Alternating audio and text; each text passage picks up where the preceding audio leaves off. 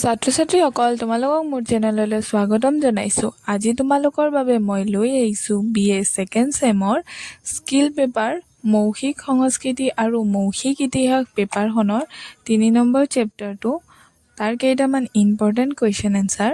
আহা আমি ভিডিঅ'টো আৰম্ভ কৰোঁ। অতি চমু প্ৰশ্ন উত্তৰ। ১ নম্বৰ প্ৰশ্নটো হৈছে মৌখিক ইতিহাস গৱেষণা পদ্ধতিৰ প্ৰথম আৰু প্ৰধান গুৰুত্বপূৰ্ণ স্তৰটো কি? এনচাৰটো হ'ল প্ৰাৰম্ভিক গৱেষণা আৰু ক্ষেত্ৰ অধ্যয়ন। ২ নম্বৰ প্ৰশ্নটো হৈছে মৌখিক ইতিহাস পদ্ধতিত তথ্য সংগ্ৰহৰ আটাইতকৈ পুৰণি পদ্ধতিটোৰ নাম কি? এনচাৰটো হ'ল মৌখিক ইতিহাস পদ্ধতিত তথ্য সংগ্ৰহ আটাইতকৈ পুৰণি পদ্ধতিটো হৈছে স্মৃতি ৰোমন্থন। ৩ নম্বৰ প্ৰশ্নটো হৈছে পৰিগ্ৰহণ কাক বোলে? এনচাৰটো হ'ল সাক্ষাৎকাৰৰ তথ্য লাভ কৰা, কাহিনী ব্যৱস্থা তথা নিজৰ অধীনলৈ অনাৰ কাৰিকৰী কৌশলকে পৰিগ্ৰহণ বোলা হয়। ৪ নম্বৰ প্ৰশ্নটো হৈছে মেটাডাটা কি? এনচাৰটো হ'ল মৌখিক ইতিহাস পদ্ধতিত সাক্ষাৎকাৰৰ সম্পূৰ্ণ বিৱৰণ তথা ব্যাখ্যা তথ্যক মেটাডাটা বোলা হয়। ৫ নম্বৰ কুৱেশ্যনটো হৈছে মৌখিক ইতিহাসৰ তথ্য সংগ্ৰহৰ উৎসসমূহ কি লিখা? মৌখিক ইতিহাসৰ তথ্য সংগ্ৰহ উৎসসমূহ হ'ল বিভিন্ন মৌখিক পৰম্পৰা, মিথ, লিজেণ্ড, সাধুকথা, প্ৰবাদ, কিংবদন্তি, যোজনা ইত্যাদি। ৬ নম্বৰ কুৱেশ্যনটো হৈছে দায়িত্বশীল পৰিগ্ৰহণ মানে কি? এনচাৰটো হ'ল দায়িত্বশীল পৰিগ্ৰহণ হৈছে এটা সুস্থ ভাল অভিলেখাৰ কোষৰ প্ৰথম দায়িত্ব। এই ব্যৱস্থাই তথ্যক সুৰক্ষা কৰে আৰু সম্পূৰ্ণ তথ্য কোষ নিৰ্মাণ কৰাত সহায় কৰে। ৭ নম্বৰ কুৱেশ্যনটো হৈছে মৌখিক ইতিহাস গৱেষণা পদ্ধতিৰ আধাৰত সংগ্ৰহ কৰা দুটা তথ্য উল্লেখ কৰা। এনচাৰটো হ'ল সাক্ষাৎকাৰ সদায় বাণীবদ্ধ কৰা। ২ নম্বৰটো হ'ল বাণীবদ্ধ কৰাৰ পাছত লগে লগে এটা নকল কপি তৈয়াৰ কৰি লোৱা। ৮ নম্বৰ কুৱেশ্যনটো হৈছে অভিলেখাগাৰ কি? এনচাৰটো হ'ল অভিলেখাগাৰ এনে এক ঠাই বা কাৰ্যালয় য'ত ইতিহাসৰ বিভিন্ন নথি-পত্ৰ, তথ্য ৰেকৰ্ড আদি সংৰক্ষণ কৰা হয়। ইয়াত সন্নিৱিষ্ট হ'ব পাৰে ঐতিহাসিক মূল্য থকা চিঠি-পত্ৰ, চৰকাৰী বেচৰকাৰী নথি-পত্ৰ, ডায়েৰী, ফাইল, আপুৰুগীয়া ফটো, পুথি, ভিডিঅ', অডিঅ', সাক্ষাৎকাৰ, কোনো নিৰ্দিষ্ট লোকসমষ্টিৰ মৌখিক পৰম্পৰা, মৌখিক ইতিহাস ইত্যাদি ইত্যাদি। তাৰপিছত চমু প্ৰশ্ন উত্তৰ। ১ নম্বৰ পৰিগ্ৰহণ বুলিলে কি বুজা? এনচাৰটো হ'ল সাক্ষাৎকাৰৰ তথ্য লাভ কৰাৰ কাহিনী ব্যৱস্থা তথা নিজৰ অধীনলৈ অনাৰ কাৰিকৰী কৌশলকে পৰিগ্ৰহণ বোলা হয়। পৰিগ্ৰহণৰ ক্ষেত্ৰতো লক্ষ্য কৰিবলগীয়া দিশবোৰ হৈছে যে সঠিক ৰূপত সাক্ষাৎকাৰ গ্ৰহণ কৰা হৈছিল নে নাই, দাতাজনে যেতিয়া সমগ্ৰ তথ্য প্ৰদান কৰে, ভিডিঅ', প্ৰতিলিপি, ফটোগ্ৰাফ ইত্যাদিবোৰ প্ৰাসংগিক হয় নে নহয় এই সকলো দিশ লক্ষ্য ৰাখিব লাগে। ২ নম্বৰ প্ৰশ্নটো হৈছে মৌখিক ইতিহাস পৰিগ্ৰহণৰ দুটা মূল নীতি উল্লেখ কৰা। উত্তৰটো হৈছে মৌখিক ইতিহাস পৰিগ্ৰহণৰ দুটা মূল নীতি হ'ল প্ৰথমটো হৈছে অনুমতি প্ৰদান আৰু নীতিগত ব্যৱহাৰ।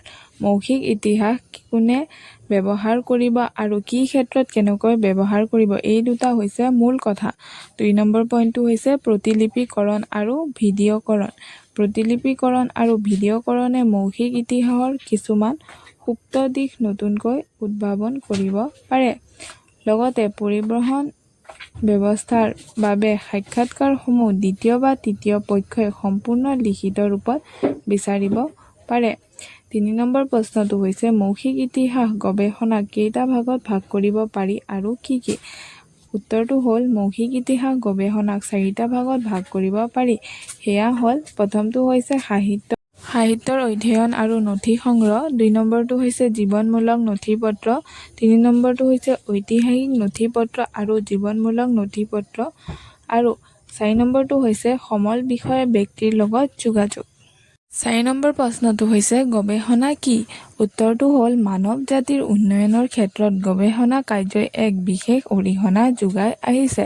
কাৰণ মানৱ সভ্যতা শিখৰত আৰোহণ কৰাৰ ক্ষেত্ৰত প্ৰয়োজনীয় জ্ঞান আৰু প্ৰজ্ঞা গৱেষণা কাৰ্যৰ দ্বাৰাই বিশেষভাৱে আহৰণ কৰিব পাৰি। সেয়ে কোৱা হয় যে যি দেশত গৱেষণা কাৰ্যৰ মানদণ্ড নিম্ন সেই দেশৰ উন্নয়নো মন্থৰ গতিত হোৱাটো স্বাভাৱিক কাৰণ গৱেষণাই পৰিৱৰ্তনশীল পৰিৱেশৰ মাজত উন্নতিৰ বাবে দৰকাৰী সূত্ৰ আঁচনি আৰু নৱ জ্ঞানৰ আভাস দিব পাৰে। গৱেষণাৰ দ্বাৰা প্ৰাপ্ত সূত্ৰ আদি আৰু নীতি আদৰ্শসমূহৰ প্ৰয়োগৰ দ্বাৰা মানৱ সমাজে সকলো সমস্যাৰ প্ৰকৃত সমাধানৰ পথ উলিয়াব পাৰে। ইয়াৰ কাৰণ হ'ল গৱেষণাৰ দ্বাৰা কোনো এটা ঘটনা বা পৰিৱেশৰ প্ৰকৃত তথ্য আহৰণ কৰি সেইসমূহ তথ্য পুংখানুপুংখভাৱে বিভিন্ন পৰিসাংখ্যিক পদ্ধতিসমূহৰ সহায়ত বিশ্লেষণ কৰা হয়। এনে কৰাৰ ফলত তথ্যভিত্তিক এক সঠিক সমীক্ষা সম্পন্ন কৰাটো সম্ভৱ হয় আৰু এনে সমীক্ষাৰ জৰিয়তে এটা পৰিৱেশ অথবা ঘটনাৰ প্ৰকৃত দিশসমূহ জানিব পাৰি। আনহাতে দেখা যায় ক্ৰিয়াত্মক গৱেষণাৰ ক্ষেত্ৰত এখন নিৰ্দিষ্ট বিদ্যালয়ৰ শিক্ষকসকলে অথবা প্ৰশাসনে অথবা অন্যান্য ব্যক্তিয়ে এই গৱেষণাৰ জৰিয়তে বিভিন্ন শৈক্ষিক দিশ সম্পৰ্কীয় ঘটনা আৰু পৰিৱেশৰ বিষয়ে প্ৰকৃত অৱস্থা জানিব পাৰে। এনেধৰণৰ ক্ৰিয়াত্মক গৱেষণাৰ বিভিন্ন দিশে এটা অনুষ্ঠানৰ বিভিন্ন দিশৰ বিষয়ে এক বা ততোধিক ব্যক্তিক জনাত সহায় কৰে। ৫ নম্বৰ প্ৰশ্নটো হৈছে গৱেষণাৰ অৰ্থ কি? উত্তৰটো হ'ল গৱেষণাই সাধাৰণ অৰ্থত কোনো এক জ্ঞান সম্বন্ধে বুজায়। অন্য ভাষাত গৱেষণাই বৈজ্ঞানিক আৰু পদ্ধতিগতভাৱে চলোৱা এনে অধ্যয়নৰ অৰ্থ কৰে যাৰ দ্বাৰা এটা বিশেষ দিশ বা শীৰ্ষক বিষয় উদ্দেশ্য প্ৰণোদিত কিছুমান বিশেষ দিশৰ উদ্ঘাটন কৰা হয়। গৱেষণাৰ মূলতঃ এক শৈক্ষিক কৰ্ম যাৰ দ্বাৰা এক বিশেষ জ্ঞান লাভ কৰিব পাৰি। গৱেষণা শব্দটোৰ ইংৰাজী প্ৰতিশব্দ হ'ল ৰিচাৰ্চ। এই ক্ষেত্ৰত ৰিৰ অৰ্থ হ'ল পুনৰ আৰু চাৰ্চৰ অৰ্থ হ'ল সন্ধান বা উন্মোচন কৰা। সেয়েহে ৰিচাৰ্চ বা গৱেষণাক পুনৰ অন্বেষণ কৰা বা পুনৰ সন্ধান কৰা এক পদ্ধতিগত প্ৰণালী বুলিব পাৰি। ৬ নম্বৰ প্ৰশ্নটো হৈছে মৌখিক ইতিহাস গৱেষণা পদ্ধতিৰ সফলতা নিৰ্ভৰ কৰা কাৰণসমূহ কি কি? উত্তৰটো হ'ল মৌখিক ইতিহাস গৱেষণা পদ্ধতিৰ সফলতা নিৰ্ভৰ কৰা কাৰণসমূহ হৈছে স্পষ্ট উদ্দেশ্য, উপযুক্ত গৱেষক দলৰ গঠন, সুন্দৰ প্ৰশ্ন তালিকাৰ প্ৰস্তুতকৰণ, লগতে সাক্ষাৎকাৰ গ্ৰহণ কৰা ব্যক্তিজনৰ পাৰদৰ্শিতা, দূৰদৰ্শিতা, দক্ষতা, বিষয়জ্ঞান, বক্তাৰ প্ৰতি থকা আত্মীয়তা। তদুপৰি সাক্ষাৎকাৰ চলি থকা সময়ছোৱাত এটা সৌহাৰ্দ্যপূৰ্ণ পৰিৱেশ সৃষ্টি কৰা আৰু প্ৰত্যক্ষ দৃষ্টি নিক্ষেপ কৰাটো অতি জৰুৰী। ইয়াৰ লগতে শব্দ বাণীবদ্ধ কৰা যন্ত্ৰপাতি ভাল হ'ব লাগে আৰু সাক্ষাৎকাৰৰ অন্তত স্পষ্টকৈ টেপৰ বিৱৰণ লিখি ৰাখিব লাগে। ৭ নম্বৰ কুৱেশ্যনটো হৈছে মৌখিক ইতিহাস গৱেষণাৰ পদ্ধতি ক'ৰ পৰা তথ্য সংগ্ৰহ কৰা হয়?